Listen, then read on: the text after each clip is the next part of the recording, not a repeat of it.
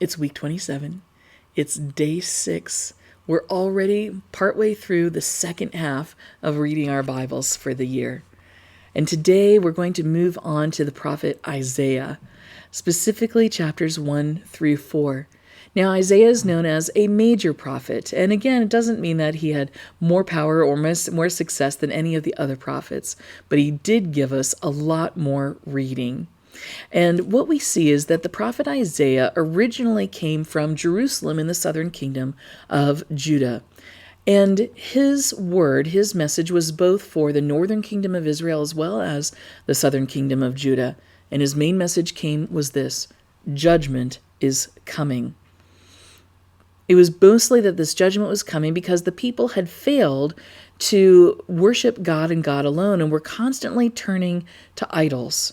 And additionally, they were treating others unfairly.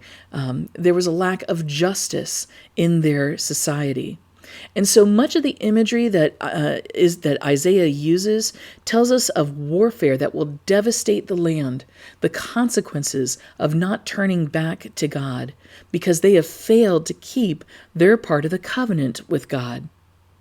And yet, as God often does, God doesn't just bring a message of failure and judgment without often providing that silver lining of the hope that also exists, a promise. In this instance, in these chapters, we see about the promise of a cloud of smoke or glowing flame by night. Now, again, if we go back to the Exodus, if we go back to that time when God took those who had been enslaved in Egypt out of Egypt, we are told that they were led by a cloud of smoke, a tower of smoke, or a flaming fire by night. Both of these represented God's presence. As we had said some weeks back, God's greatest desire is to be in relationship with God's people. Not just here and there, but all the time, to be in the people's presence, to live alongside them, to experience worship with them every day, every moment. And so here again, Isaiah reminds the people that God's desire to be with them.